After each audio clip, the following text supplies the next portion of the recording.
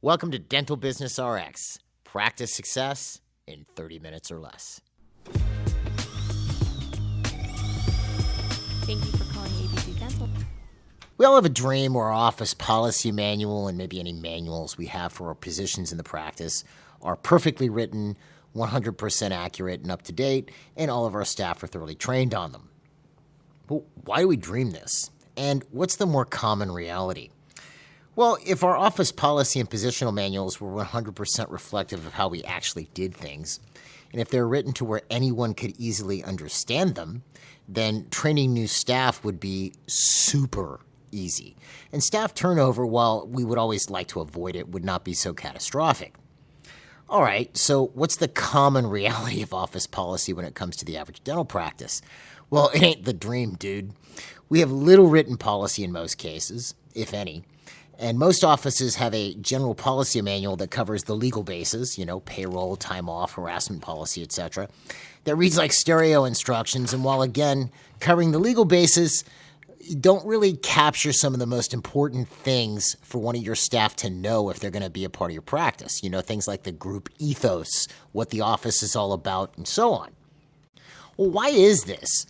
Well, having been around for a while in an unofficial capacity as an industry elder, let's say, I can say with confidence that when most people look at confronting office policy or manuals, they go into a massive overwhelm. And normally when someone is in overwhelm, whatever they're looking at is so daunting and huge, they end up doing pretty much nothing. The idea of I got to write all this stuff and it has to be readable, and people just go completely tilt at that point. But here's the kicker. Your office policy or lack thereof, how effective this policy is and how well your staff knows it is literally the difference between a wildly successful practice and a practice that is just getting by or limping along. It's really that stark. It's also the difference between a practice that can both keep their staff and onboard new people quickly and one that can't be staffed and where the staff can't be trained. So yeah, the subject is pretty important, and that's what I want to discuss in this week's episode. I want to demystify this subject and simplify it greatly so that if anything, by the end of this episode, you'll find it easy to confront and have a simple plan of action to start fixing these policy issues in your practice. My name is Jeff Blumberg, and I'm your host, and I think the best place to start with is a clean definition of what policy actually is. Because there are certain things we don't think with. The policy can be something that's very basic and guiding for the overall business. It could be a very basic statement of what the office is trying to do, or certain things about how we handle patients, or it can be how to clean the plaster trap, or how a scan is done in our practice, or how a tray is set up for a certain procedure. Policy can be simple, and it could be far-reaching, or it could be simple little things in the business. But all of these things are policy. So how do we define policy? Well, if you know about MGE, you know that we use the Hubbard management system developed by L. Ron Hubbard. It's an incredible system. It consists of millions of words on every aspect of organization you could possibly imagine, sales, finance, personnel, management, leadership, organization, and so on. And Mr. Hubbard wrote a ton on the subject of policy, including how it works, how to write it, and so on. So I'm going to start with a real basic definition of policy, which comes from Mr. Hubbard. Here it is. It says this. Policy.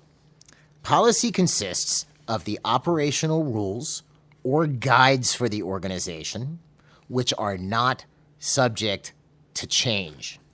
So now, Mr. Hubbard wrote a lot more on the subject, including numerous other more expansive definitions. But that's a really nice, good, basic one, all right? But let's focus on this, and I want to direct you to what are, in my mind, two key points. So the first point he brings up is it's the operational rules or guides for the organization. The rules of the game, how things work. And also these rules and guides are not subject to change. So we have rules that are not subject to change. It's the rules of the game, okay? He makes a point earlier in the article where he defines policy too, where he says, if we had a game going in which each player set his own rules, there would be no game. There would only be argument and conflict. So essentially, Policy lays out, this is how we do things. These are the rules of the game. And these can be, like I said, they could be simple things. They can be more expansive things. They could be simple things like how a tray's set up. They could be things like your office financial policy, your scheduling policy when you put certain types of procedures. Your office hours is a form of policy. How to take a day off is a form of policy. And these are the rules of how you do these things. And the key is, again, they are not subject to change. All right? So let's take a look at this a little bit deeper. Who sets or approves these rules? Well, here's more on that from Mr. Hubbard. He says this: at the start, it must be assumed or effected that there is someone or somebody to set authorized policy for the group. Absence of this function is an invitation to random policy and group conflict and disintegration. He goes on. If such a person or body exists, new proposed policy must be referred to this person or body and issued, not set randomly at lower levels by unauthorized persons. Okay, so we have two powerful concepts organizationally here. And I just want to say, someone could look at this and go, oh, policy, that sounds boring. I don't want to discuss this. Folks, this literally could make the difference between a successful and an unsuccessful business. How good, how effective, and how well-trained people are in your office policy, or if you even have any office policy to begin with. I can't stress to you the importance of this, or enough. I can't stress it enough. But in this last couple or these two paragraphs there, we have two powerful concepts. So we have the first one, we have to have, as Mr. Hubbard says, someone or somebody to set authorized policy for the group. So if I'm looking at a dental practice, who is that someone or somebody who sets the authorized policy? It's the owner. That is the only person who can set the authorized policy for the group. Doesn't mean that they're the only one who can write policy. Your office manager can propose and write policies. Your schedule coordinator can propose and write policies. Your hygienist, I don't care. Any of your staff can propose a policy. But the only person who can set and approve those policies, in other words, adopt that rule of the game within the business, is the owner. So that's the first thing. Now remember the second thing he was saying earlier, the second powerful lesson.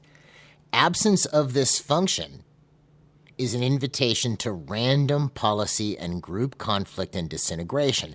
And if such a person or body exists, new proposed policy must be referred to this person or body and issued, not set randomly at lower levels by unauthorized persons. So what does this tell us? It tells us that if we don't have an approval point in place, random policy setting can occur.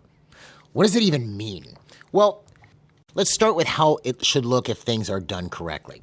So let's say we have a policy in our practice that's set at an authorized level. You, the owner, either wrote it or you approved it. So you're like, yeah, this is one of the rules of the game. This is our office financial policy. This is how we collect money from patients. You know, they can prepay and save this much. They can use patient financing. They can pay half down and half, at this point, they can pay a third down in this type of an instance. In other words, all the instances are figured out and it's in writing and everybody knows it. So that's done correctly. So a few things happen when we do this. Number one, we hope that it's written wisely and in a good way, and that it actually works. And that's one of the more important things where you have to be able to differentiate, and I'm going to go off on a tangent here, but this is kind of important, if it's the policy or the person trying to apply the policy. So let's say, again, total different subject. Let's say, it just struck me, so I got to talk about it. Let's say I have a policy on my schedule. I want to do all the large procedures first thing in the morning. Let's say the office opens at 8 o'clock. I want to do 2 consults when I come in, and then from there I want to do large procedures until lunchtime. That's my schedule. All right, so that's the policy I've set. Then I come in and I find out that my mornings are empty. So I talk to my schedule coordinator and I go, well, why are my mornings empty? Well, nobody wants to come in the morning. I think we should open up the afternoons or evenings for people to come in for these larger procedures because, they have to work. So one of two things can happen at that point. I mean, I guess more than two, but let's say the more common thing that would happen at this point is either A, I agree, okay, fine, we'll just scrap this morning policy thing, Or I go to the office manager, I said, listen, this is when I want to see people. I want people in the morning. I know it can be done. My friend does it. Or I know it's not irrational. It's not unreasonable. It could be done. And my office manager has no problem scheduling people to come in the morning. Well, in that case, the problem isn't the policy. The problem is the person I have doing the scheduling. Do you see the difference? Okay. Now, I could have a stupid or a destructive policy. Patients have to prepay for everything, including cleanings, or they can't be a patient in my practice. Like, maybe that's just not a good policy, folks. In which case I start blowing people off. I've seen practices where, and this is, I'm not trying to be controversial on this point, you have to follow your own heart here, but I've seen practices that go out of network, but they'll still accept assignment. They'll still file the insurance for patients because insurance companies, look, you find it confusing and a problem to deal with. What do you think your patients feel like with regards to insurance companies? They hate them just as much as you do. They don't want to deal with that crap. So the office continues to file for the patient and they'll accept assignment, assuming the insurance company will pay them, but the patient, they're no longer in network with the patient's insurance, so the patient has to pay the normal fees. Fine. See, in other offices, when they go out of network, they go, I just don't want to deal with insurance anymore. I don't want to follow up insurance anymore. I'm completely out of network. And they lose more patients as a result because patients are expecting them to file insurance. That's the policy they set. Now, could both of those work? Sure. Could one be potentially more destructive than the other? Yeah. If I set the policy where I won't accept assignment, even though I'm out of network, and I lose half the patients and that's not palatable for me, well, then maybe that's a bad policy. You see? So in that case, the problem's the policy. It's not necessarily the person applying it. But the example of the schedule, the problem is the person applying it. They just can't apply policy. They can't make it go. They're not going to make it go, whereas someone else could come in and make it go because it's a reasonable thing to ask. There's a reason why I want to do these procedures first thing in the morning because I come in, I don't want to tell patient because that's when I'm freshest. That used to be the saying. Well, it's when the doctor's freshest because inevitably it's going to be 6 p.m. and you're going to be, prepping 4 crowns on somebody at some point. And they're going to remember that you're only freshest in the morning and be freaking out. I just think that's a cop-out. Just tell them that's when you do those procedures. Surgical procedure, this is what I do them first thing in the morning. I'll give you a note for your employer. Okay? But the problem there is not the policy, it's the person applying it, all right? So assuming my policy is good and it's wise and it's applicable and it's, doable, it's not unreasonable, then that's the first thing. So let's go back to the example I started with before I went off on my tangent. Let's say I have financial policy that I've either written or I've at least approved. We, A, hope it's good and it's applicable. B, it helps get us all on the same page. We all have agreement as to how these things, in this case, patient co-payments or payments, are handled in the practice. So I have 3 employees up front, and they all know this is how things are done. Because we have a policy on it and everybody's trained on it, we now have agreement at the front. We don't have disagreement. There's nothing to argue about. This is the office policy, all right? And then the last thing is, believe it or not, having effective, well-written policy helps you to detect potentially problematic employees. Because a problematic employee is going to continually not apply or alter policy. So I have a financial policy, and then I find out that let's say I have 3 people up at the front, employees A, B, and C. And employee C constantly does something that isn't called for in policy. They're giving discounts that they shouldn't be giving. They're giving payment plans that I don't allow in my policy. And now when I ask employee C about this, they're not going to say, oh, well, I just gave a discount because I felt like it. They're going to say, no, the problem's the policy. And I'm stupid if I buy it. Let me just tell you that, guys. You get yourself in trouble when you buy it because employee A and B are applying it all the time. And it's really not a problem. But it'll help me to detect a potentially problematic employee. And the last thing I'll say about this is you have to make sure that whatever policy you write, because some people try to just go completely overboard with this. They try to write this really ridiculous, complex thing that nobody could apply. Keep it really simple. Some of the most powerful things are extremely simple. Explain it in a way where anybody can understand it when they read it. So if your policy is good, it's well written to where it's just very simple and everybody can understand it. It does a number of things for you, gets everybody on the same page, and it tells you who might be your problem employees. All right.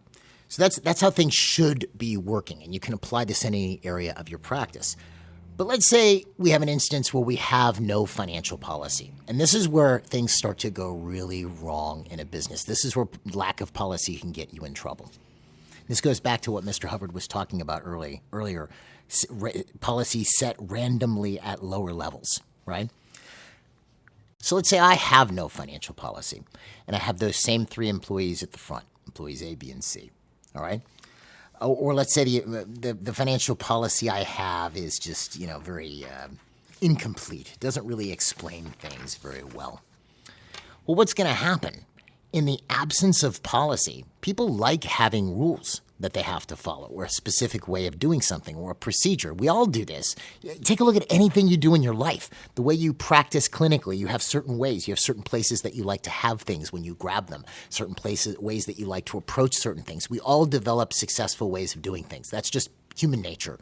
So if you have, you're going to develop, in the absence of policy, your own way of doing things. So employee A has a way they like doing payment plans. Employee B has a way they like doing it. Employee C has a way they like doing it. Maybe employee A likes to offer everybody a prepay. Employee B likes to do half down, half later. And employee C just lets people do whatever payment plan they can afford. So what they actually are doing in the absence of you having no policy is they're creating their own policy. They are setting policy at lower levels in the organization because the only place it should be set is by the owner. Do you see? That's unauthorized policy, but that becomes your office policy. Even though you don't know it, they're operating off of it. So you have a patient, you're presenting a treatment plan to them, they need to work out how they're going to handle their copayment. You go up front and you go, oh my gosh, I hope employee A is here because she always gets paid. She gets paid in full. Oh, okay, I can't see it. Where's employee B? Oh my gosh, please don't let it be employee C. Because the problem is that person, whoever organizationally, people will set their own policy in the absence of policy, okay? And it may not agree with the policy, the way that you want the policy to be. That's the problem. And it may not even agree amongst each other. So employees A, B, and C argue all the time about who's got a better way of collecting payments. They get upset with each other. Why did you only take half down? You should have offered him a paid in full. So what you end up with conflict, you end up with inaction, and a lack of agreement.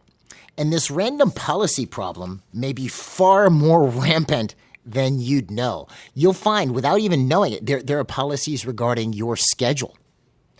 As an example, and this is something that actually, I've mentioned this, I know in a couple episodes. I think I did a whole episode on it with like confirmation policy and things like this. But scheduling policy used to be, back in the day, in the 90s and 2000s, there was a lot of attention placed on how an office schedule should run. We'd be in our 10-minute book, and this is primary time, this is secondary time, there's a whole system, and that was in place. People just don't seem to do that anymore. They just fill slots in the book. So even that in of itself is a policy. It's a bad one, but it's a policy. If I go, okay, how do I do the doctor's schedule? Well, I see an opening, and I stick it there. That's how we do it. And there's no rhyme or reason to it whatsoever. That, believe it or not, folks, is a policy. Fill the schedule. Not necessarily productively or efficiently, but just fill the schedule. So you'll find that people are setting random policy in your practice because you don't have policy in place. And then it gets worse. Like, let's say you have no policy on how to take a day off. Let's say I'm one of your employees. And like here at MGE, we have policy. If a person wants to take one day off, they would write a submission to their direct senior, right? If they want to take multiple days off, they would submit it with a certain amount of advance notice to exec council. Obviously, family emergencies are different, right? But we have a whole procedure on this, and people are taught this as part of their general basic staff training when they come here to MGE. So it's not left open for interpretation. But let's say you don't have any policy on how to take a day off. So I'm thinking about, like, how do I take a day off? And I ask, one of my coworkers, and they go, oh, well, if you want to take a day off, you just type in the book, you're not going to be here that day. Put personal day. Okay, so personal day. That's the office policy. You never wrote it and you hate it, but that's just what people do. You'll find people will invent ways of doing things, in many cases ways that you completely disagree with, and then teach other staff and the people that succeed them in the practice these same negative ways of doing things. Whether it's how to confirm patients or, believe me, I see this stuff all the time. And to that end, if you ever investigate any area of your organization that's not doing well, let's say you start digging into an area that's not going well, your schedule, marketing, new patients, etc., you'd be surprised at what policies, and I do that in quotation fingers, you'll find that the folks in those areas are following, and how you had nothing to do with creating those policies. People just invented them because you didn't have any that you ever gave them to begin with, explaining these are the rules and this is how I want this area to run. So the question is, what do you do from here? And again, like I said, I cannot tell you how important this is to your practice to confront this type of stuff. Well, number one, people have to know if they want to, I would open the door to where if people want to propose office policy, it's totally okay. But it has to get approved by the owner doctor. People can suggest it. They can write the policy up, and they can, whether they do it via email or hard, I would suggest they send it to you soft copy, and they can put a little submission together with it. This is why we need this policy, and this is what it's all about. And as long as you approve it, it can be issued. It can even have their name on it. Written by Janice, the scheduler, approved by Dr. Smith. That's fine.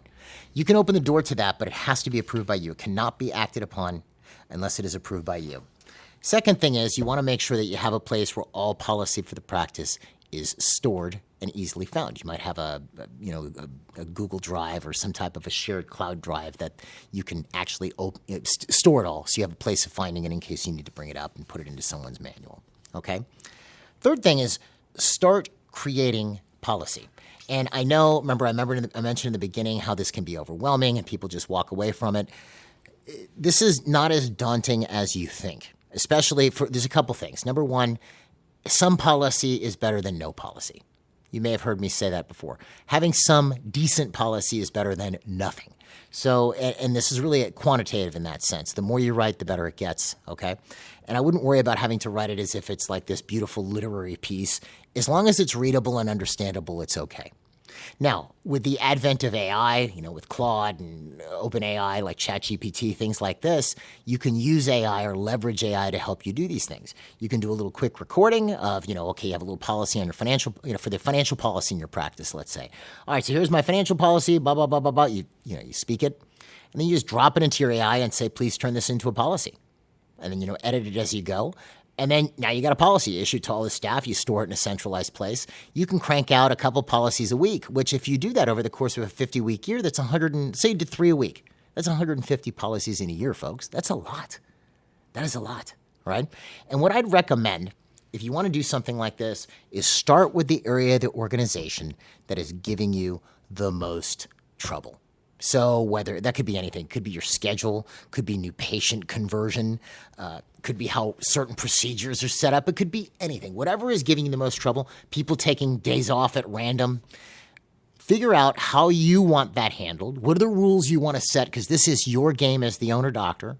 And you put that into policy format, and then you make sure, A, that your staff get it, and B, that they actually understand it and can apply it. It's one thing to have a policy. It's another to make sure that people can actually understand it and apply it.